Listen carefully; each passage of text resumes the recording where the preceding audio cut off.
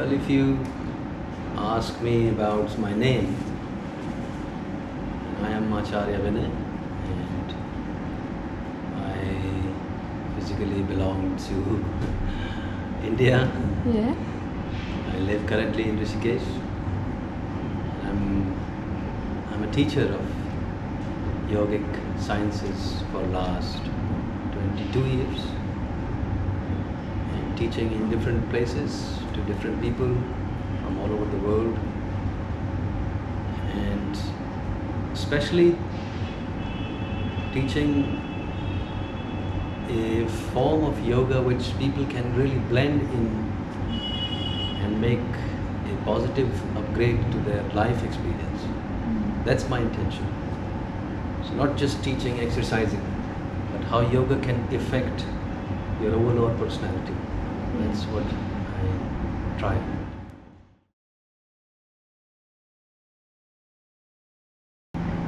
The most challenging experience, well, there have been a lot of them.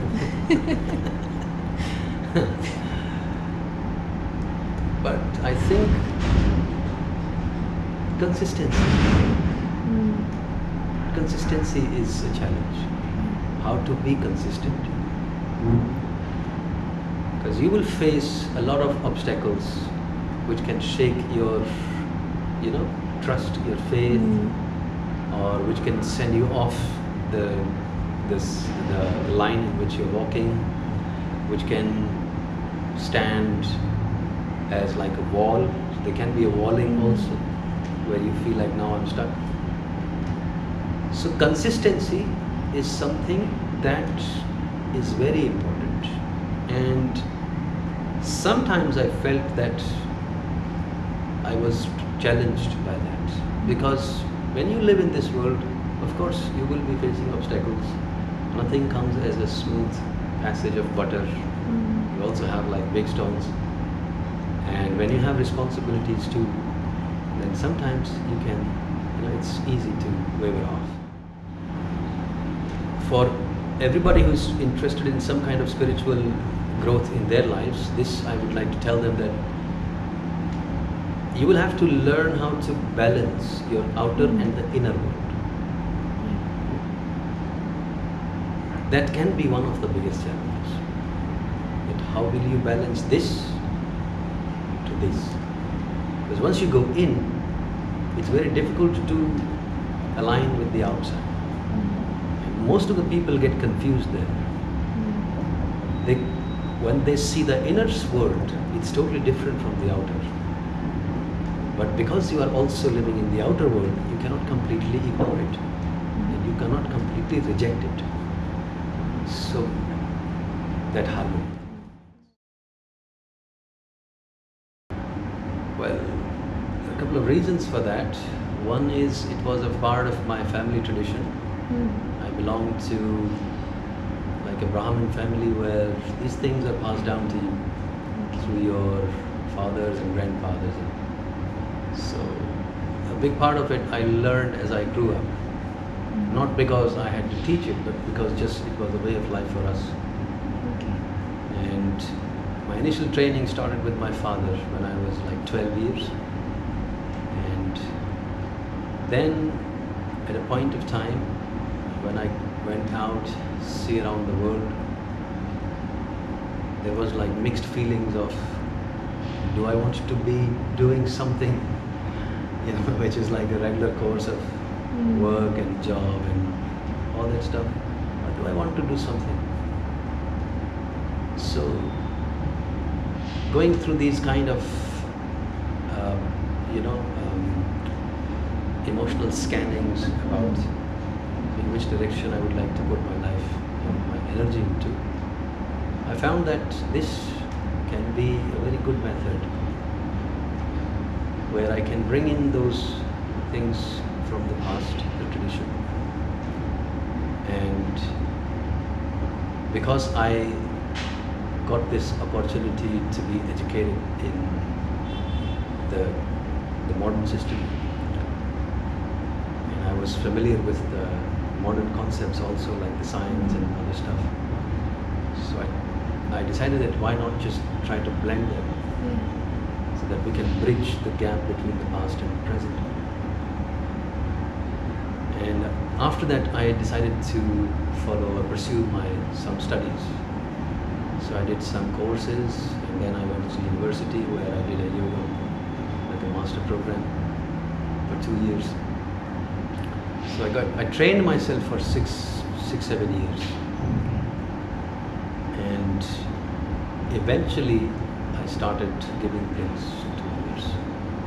So it was partially because it was a part of my family tradition, and partially because I felt that we need these kind of things, or people need these kind of things to really enhance their life experience. So this is one of the most important reasons. See, the yogic philosophy says that you are no different from anybody or anyone. This whole existence is one single entity. And there is already a pre-existing harmony between everything. It's an organic whole. But it's just because of some of the glitches in our minds, in our intellects, in our framework of, in the consciousness, we tend to perceive this difference, that I am different from this. So it's not real actually. It's an illusion. Every kind of feeling of difference or distinction is illusionary. This is very clear in the yoga philosophy. I'm not saying this from myself, but people have been saying and living this for thousands of years in the culture of yoga. So it's a very simple thing. If you start living a life which is more intended towards conscious living, you will feel the harmony. If you are distracted with the objects, if your mindset is conditioned in a way which makes you see the difference, then you have to change that conditioning. And that's why I said I found yoga to be a system which is suitable from all these perspectives. It's not that it's just exercise your body. It is going to recondition your whole mind state. It will change the way you think, you will perceive this world, yourself. And once that happens, you will see that harmony will start coming. It will start appearing. So just to change the conditioning. And yoga is best for that.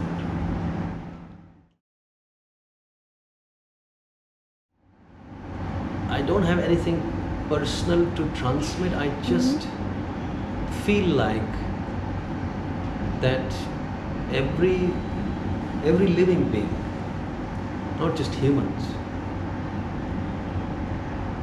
every living being gets this opportunity to live after a very long struggle.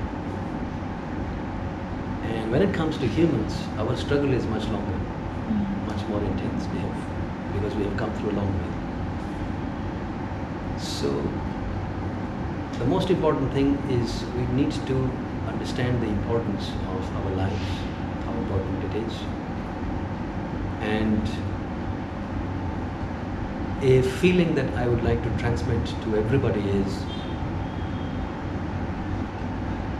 no matter how much, but we should use this opportunity of life to have some kind of self-realization, understanding who I am. What is my purpose to come here, to be in the middle of all this?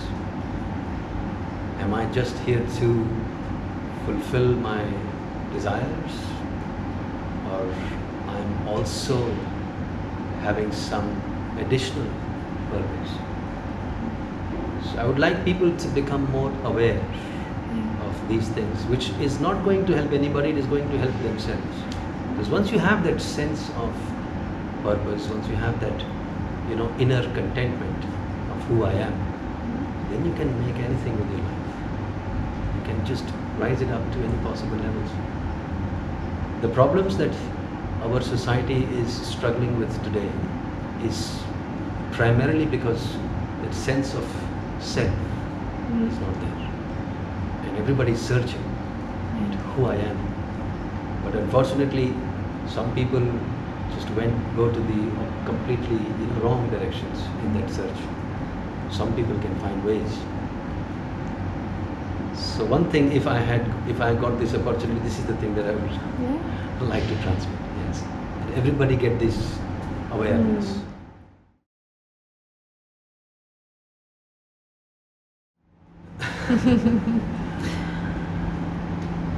For me, love is the fabric of this universe. It's not just a philosophical statement, but it's a very practical statement. This universe exists because of love. How everything is related in a field which up till today nobody has been able to clearly understand that what keeps everything related.